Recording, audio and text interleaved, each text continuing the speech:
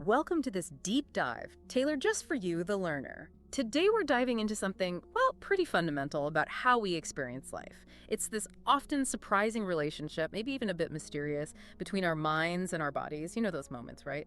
When your gut just tells you something like a strong feeling, even if your brain hasn't quite caught up yet. We're going to unpack that today, explore what those sensations might actually mean, and ultimately look at how this whole interplay shapes the way you understand the world around you. Think of it as maybe a fresh look at your own inner landscape.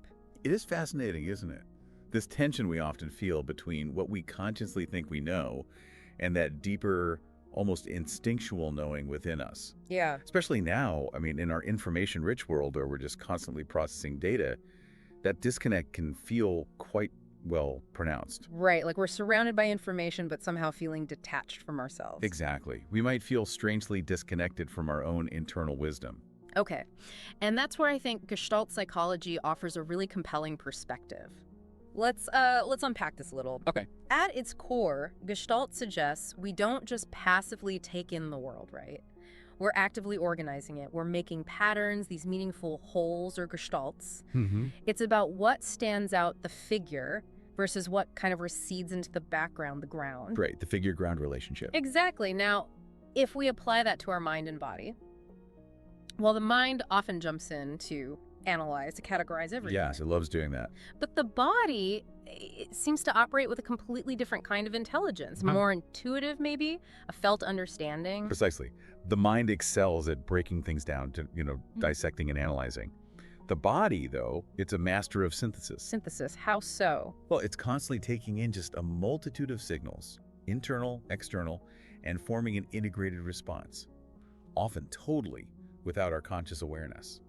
And this difference in how they process information, that's really key to understanding why your body might sometimes sense things your mind hasn't yet grasped. Okay, that makes sense. And a perfect, almost eerie example of this might be déjà vu. Ah, yes. Most of us have had that fleeting feeling, haven't we? Being in a situation before, even when logically you know it's impossible.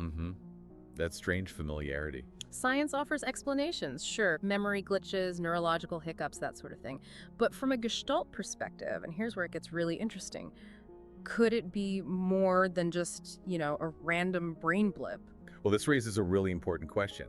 Instead of just a neurological misfire, could déjà vu actually represent a brief shift, a shift in that figure ground dynamic we were just talking about? How would that work? Imagine your conscious mind, which is usually the figure of your awareness, momentarily stepping back, just for a second. And that allows the body's deep reservoir of unconscious experience, the ground, to briefly surface. That sudden jolt of familiarity, that sense of I've been here before with no rational basis. Yeah. It's almost as if the body is whispering a recognition, something the mind hasn't yet learned how to articulate. Wow, I like that a lot. It's like the body has its own archives, its own way of recognizing patterns that our conscious mind hasn't pieced together yet.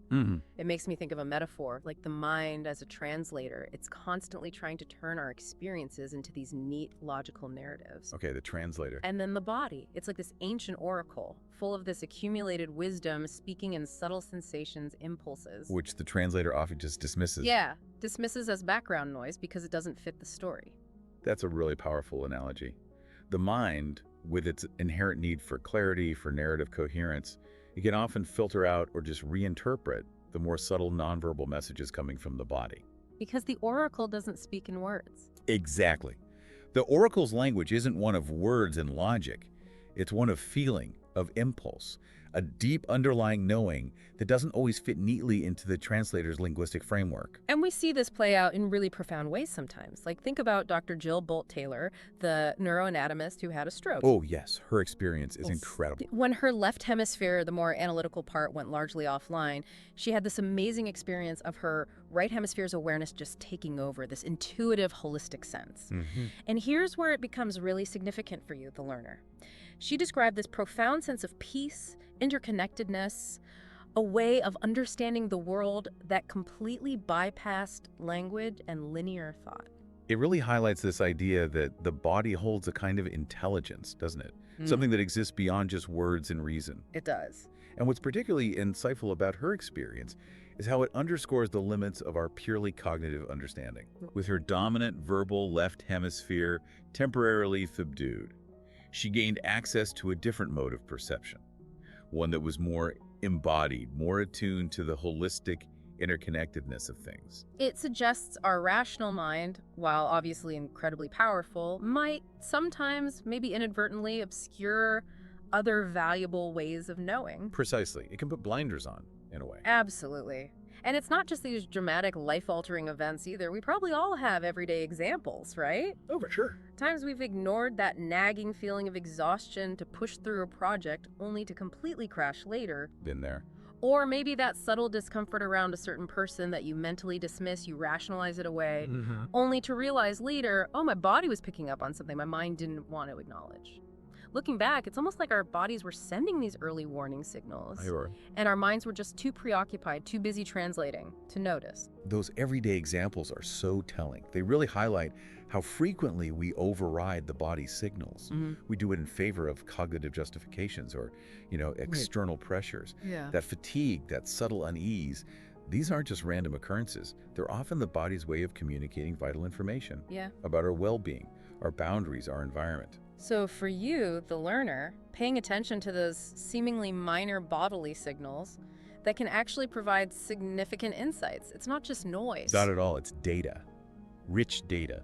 It makes you consider this long-standing Western philosophical tradition, really prioritizing the mind. You think of Descartes, cogito, ergo sum, I think, therefore I am. It's the foundation of so much modern thought. It's like our very existence has been anchored to our capacity for rational thought. But it begs the question for you, the learner, are you truly fully alive if you're only operating from the neck up? What if being fully alive involves actively embracing both the logical mind and this intuitive wisdom of the body? This raises a fundamental question about the very nature of being, doesn't it? Is our identity solely located in our cognitive processes? Or is it more fundamentally intertwined with our embodied experience? It feels like it has to be intertwined. Descartes' emphasis on the thinking self has profoundly shaped Western thought, no doubt.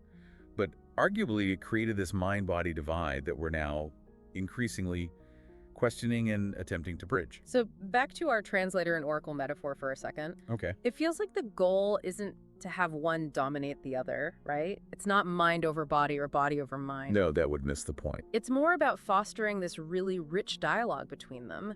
The mind brings its structure, its logic, its ability to articulate. And the body offers this deep, intuitive understanding, this felt sense of things. Yeah. It's about finding that balance where they're both contributing to a more complete, more nuanced picture. And that seems to connect directly back to the Gestalt idea of integrating figure and ground, doesn't it? Yeah, precisely. When the mind becomes the sole function of our awareness, the body's wisdom recedes into the ground, right? It becomes less accessible. Okay.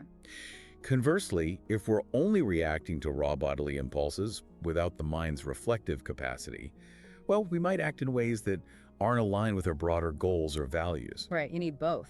The ideal, for you, the learner, is a dynamic interplay, where each informs and enriches the other, creating a more holistic, more integrated understanding of yourself and the world around you.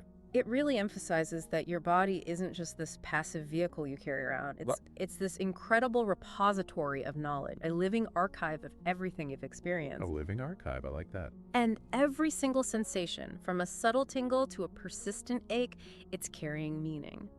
The key for you, the learner, is just being willing to tune in and listen. Oh, yeah. But then there's this interesting paradox, isn't there? The more we try to dissect and analyze those sensations with our minds, our translators, the more their inherent meaning seems to slip away. It's like trying to catch smoke. That's a crucial point. The analytical mind, in its very attempt to categorize and understand, can sometimes disrupt the more subtle, holistic way the body communicates. Right. It's like trying to understand a complex piece of music by only looking at the individual notes on the page, rather than actually experiencing the melody as a whole. You lose the gestalt. You lose the gestalt, exactly. There's a different kind of knowing involved with the body, one that often requires a stance of open curiosity and honestly a degree of humility, a willingness to listen without immediately needing to categorize or explain it away. Okay, so this all leads us to the central question for you, the learner. Why? Why does your body seem to know things your mind doesn't? What's happening beneath the surface that allows for this kind of, well, non-cognitive understanding. Hmm. And that, I think, is where we can look to some of the core principles of Gestalt psychology for some really illuminating perspectives. Yes, and what's particularly insightful here is how Gestalt offers a framework that really moves beyond that traditional separation of mind and body. The split we were talking about. Exactly. The concept of the field is central. This dynamic, unified, expansive experience where mind and body aren't separate entities at all, but inseparable aspects of a larger whole. Okay, the field. It's a really fundamental shift in perspective, and it can be incredibly useful for understanding your own experience, the learner. It is. Think of it like this for yourself, the learner. Instead of two distinct things, mind and body, it's more like a vast ocean. Okay, and that ocean. Your mind, with its ability to focus and analyze, it's like a lighthouse beam, picking out specific things on the surface, waves, boats, whatever. For focused attention. But your body. Your body is like the entire depth of the ocean, attuned to all these subtle currents, pressures, temperatures, things the lighthouse beam might completely miss scanning the surface. That's a great metaphor. Yeah. And within this field, your body functions simultaneously as both figure and ground. How so? Well, it provides the raw sensory data, right? The foundational ground upon which your mind constructs its perceptions, its figures. Okay, the background input. But then, when a particular sensation becomes salient, maybe pain or pleasure, or that gut feeling, the body itself emerges as a figure, it demands your attention.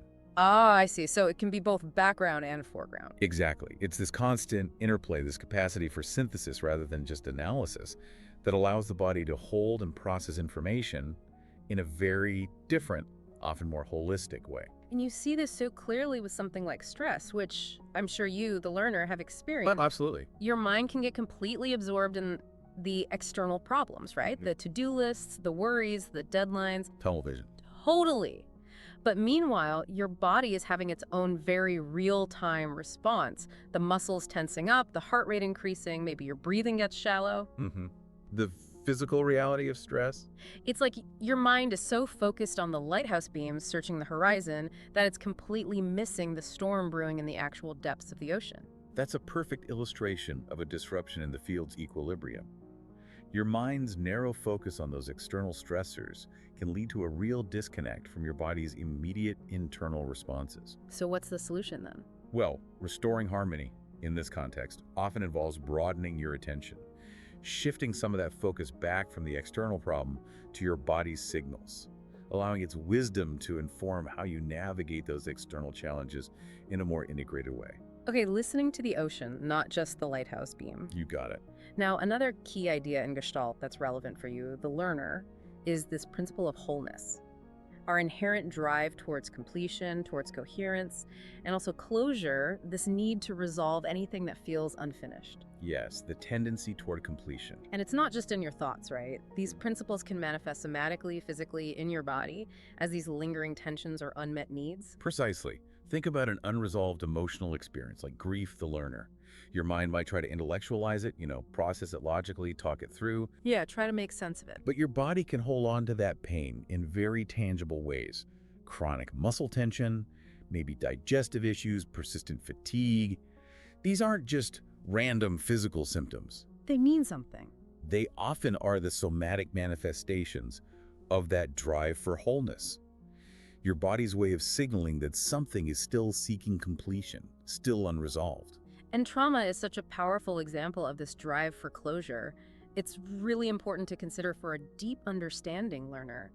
You hear about how fragmented memories can get stored as these intense physical sensations. Absolutely. Like a sudden loud noise triggering a huge startle reflex, or certain smell bringing on a wave of nausea, even if the person doesn't consciously remember the specific traumatic event. It's like the body remembers even when the mind doesn't or can't. Exactly. It's like the body is desperately trying to process and make sense of something the mind couldn't fully integrate at the time. And what's particularly insightful there is how your body acts as a kind of archive, as you said earlier, holding on to these fragmented experiences in a non-verbal form. So those physical sensations. They become like coded messages, representing the body's ongoing attempt to achieve closure, to integrate those overwhelming events into the larger whole of your experience. Wow. Okay. And then there's this concept of isomorphism, which Sounds complicated, but it's a really interesting idea. It is. This idea of a structural similarity between your inner states and what's happening in the outside world or in the field. Something for you to consider, learner. It's like your body mirrors the organization of the field. So that clenching in your jaw, maybe it's not just a random physical test. It could be reflecting something else. It could be reflecting some kind of suppressed anger or maybe tension in your environment or an internal conflict. Okay, so the body is reflecting the broader pattern. Exactly. Isomorphism suggests that these bodily manifestations aren't arbitrary. There's a meaningful correspondence. Your body becomes a kind of living metaphor, reflecting the dynamics of your psychological and relational landscape. So paying attention to these physical patterns, these postures, these tensions. It can offer you valuable insights into your inner world and your interactions. It's another layer of information. And attention plays such a crucial role in all of this for you, the learner, doesn't it? Absolutely central in Gestalt. In Gestalt, attention isn't just passively noticing things, it's actively shaping your perception. And it really reveals this intricate dance between mind and body. And often it's the key that unlocks insight. Precisely. Insight, that aha moment, it often doesn't just pop into your head fully formed, does it? No, it feels different. It frequently begins with a shift in your body. Maybe a sudden sense of relaxation, a deeper breath, a release of tension. Then it registers cognitively. So the body knows first, sometimes. It's as if the body relaxes its grip on an old pattern, allowing a new configuration of the field, a new understanding to emerge into conscious awareness. So for you, the learner, cultivating this kind of embodied attention can be a really powerful tool for discovery. Think about mindfulness meditation, something you might have explored, the learner. It's all about intentionally directing your attention inward, right? To those bodily sensations, the breath, the feelings. Without judgment, ideally. It's not about thinking your way through a problem in the usual sense. It's about creating space for insights to arise organically, often from a place of stillness and embodied awareness. It's such a contrast to our usual approach, isn't it? Trying to solve everything with our conscious, analytical mind. Totally different mode. And what's powerful about this embodied attention is its capacity to bypass the limitations of language. Words can be so restrictive sometimes, so prone to simplification. Yeah, they can box things in. But the richness and the nuance of your bodily sensations, they offer a more direct pathway to understanding. This is often where those creative breakthroughs come from. How so? From a deep listening to your body's guidance, allowing it to lead the way in a process that transcends purely cognitive control. The body knows the rhythm, the shape, the next step. Okay, and let's circle back to isomorphism for a moment. Thinking about your own experiences, the learner. Your body really does act like this living map of your inner world, doesn't it? It really does. The way you hold yourself, your posture, your habitual movements, they can tell such a story about your emotional landscape, your relational patterns. Absolutely. Hunched shoulders might speak to feelings of vulnerability or needing protection.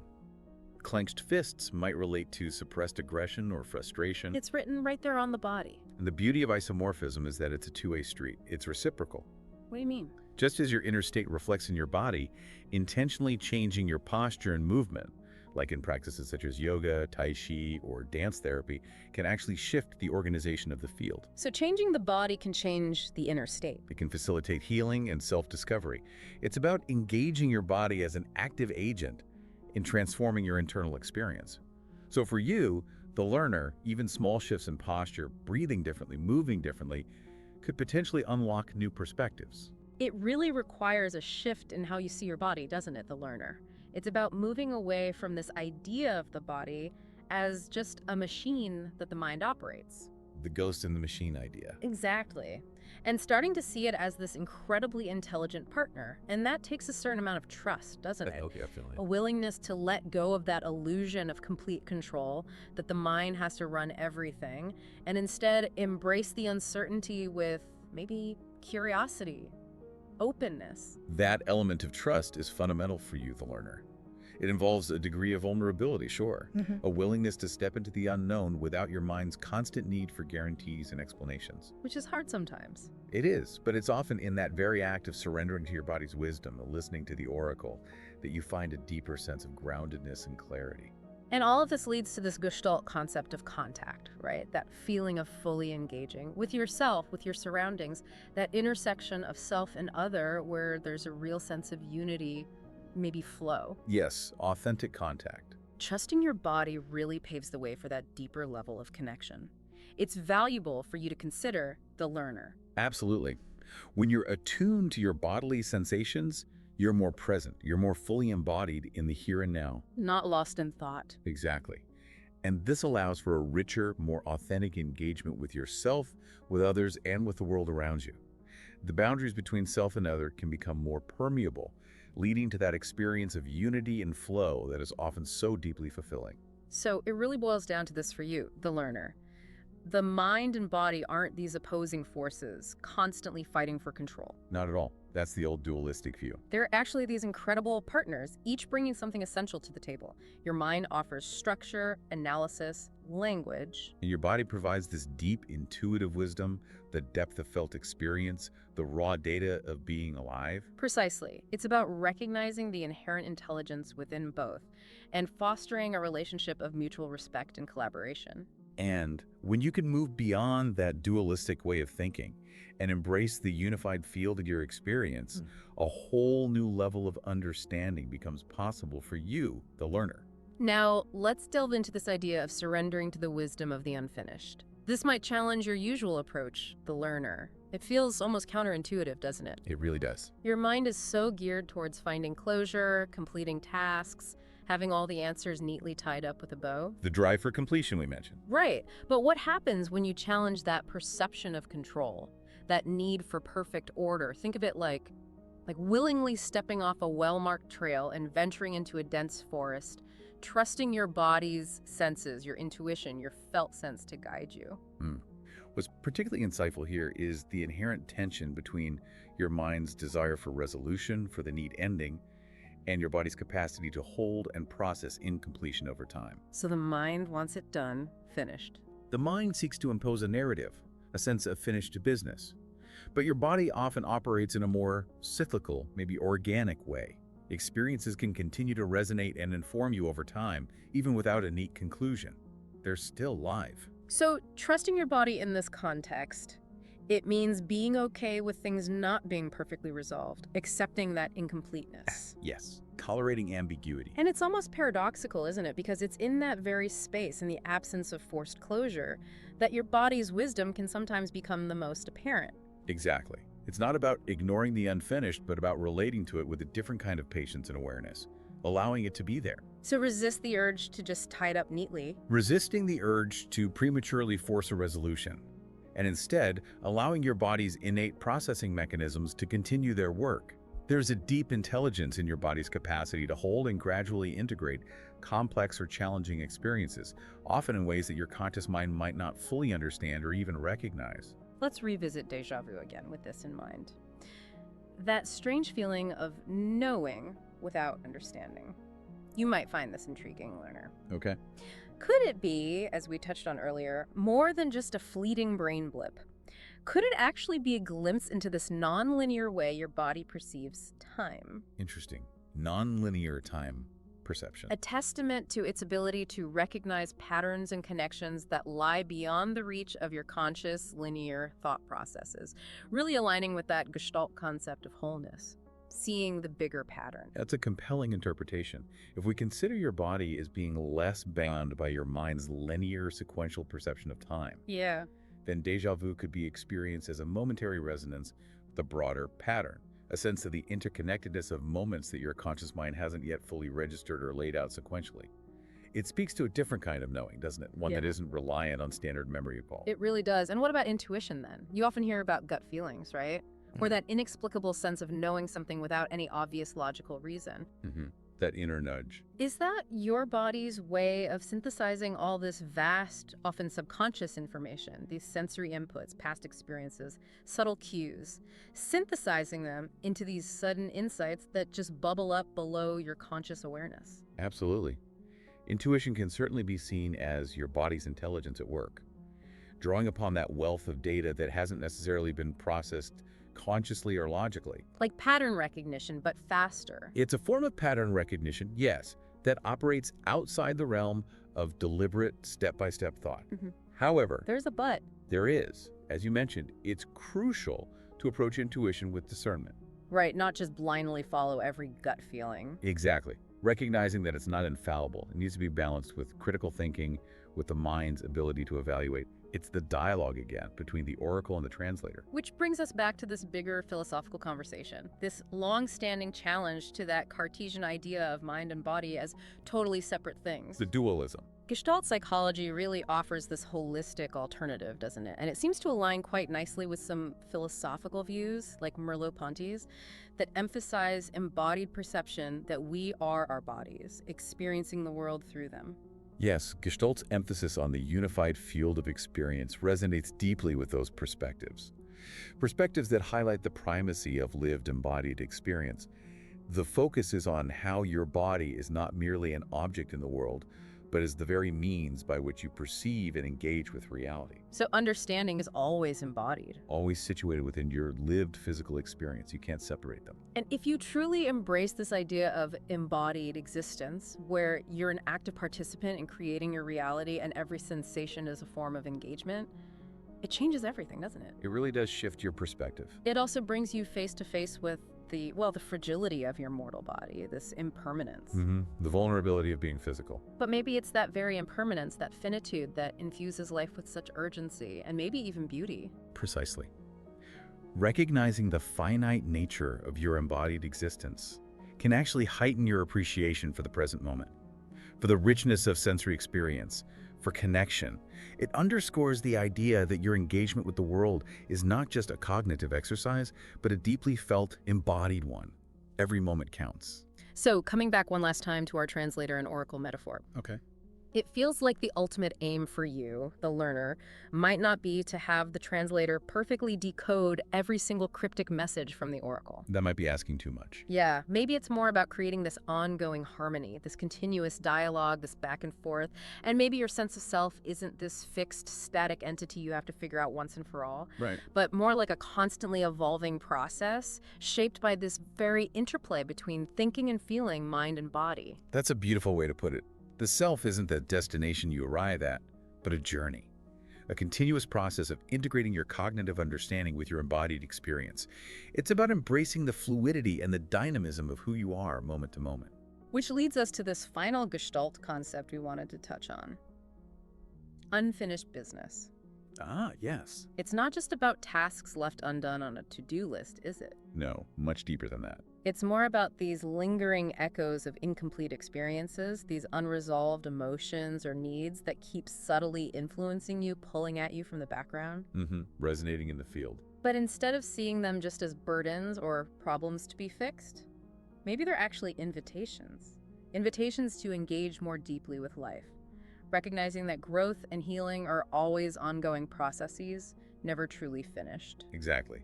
Unfinished business, in the Gestalt sense, represents those unaddressed aspects of your experience that continue to seek completion, seek integration. By acknowledging and consciously engaging with these echoes, you create opportunities. Opportunities for deeper integration, for healing, and for moving forward with greater wholeness, even if it's not perfect closure. So it's part of the unfolding. It's a recognition that your development is a continuous unfolding, not a series of discrete achievements or solved problems. So ultimately trusting yourself. This deep dive has suggested, learner. Yeah. It isn't about having all the answers or feeling perfectly in control all the time. Not at all. It's more about learning to hold space for the ambiguity, doesn't it? Being willing to sit with discomfort sometimes, with the unknown, and really honoring the profound wisdom that resides within the unfinished parts of yourself, within your body's knowing. Finding that dynamic balance. Yeah. Finding that dynamic balance rather than chasing some elusive state of perfect resolution or final understanding. So the learner, as you reflect on our deep dive today, maybe think about those times your body has sent you subtle signals, perhaps even ones you've brushed aside or didn't quite understand. What might shift if you started tuning in a little more closely to those whispers? We've really explored this idea that true understanding, true knowing, extends beyond mere intellectual analysis. Your body holds such a deep well of wisdom, shaped by layers of experience and perception in ways your conscious mind is perhaps just beginning to fully appreciate. Consider that internal translator in your mind and the oracle of your body.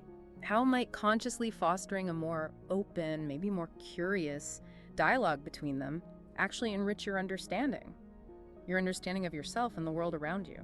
And maybe think about that concept of unfinished business in your own life. Are there any lingering sensations, any persistent intuitions, or recurring themes that might be inviting a deeper exploration? A greater sense of integration, perhaps? This journey into the mind-body connection, especially through the lens of Gestalt psychology, it really opens up so many avenues for contemplation, doesn't it? It really does. We really encourage you to take some time, reflect on your own experiences with intuition, those fleeting moments of deja vu maybe, and those times when your body has seemed to guide you in unexpected ways. Thank you so much for joining us on this deep dive. We trust it has offered a fresh perspective, maybe sparked some curiosity, to explore the remarkable wisdom held within your own being.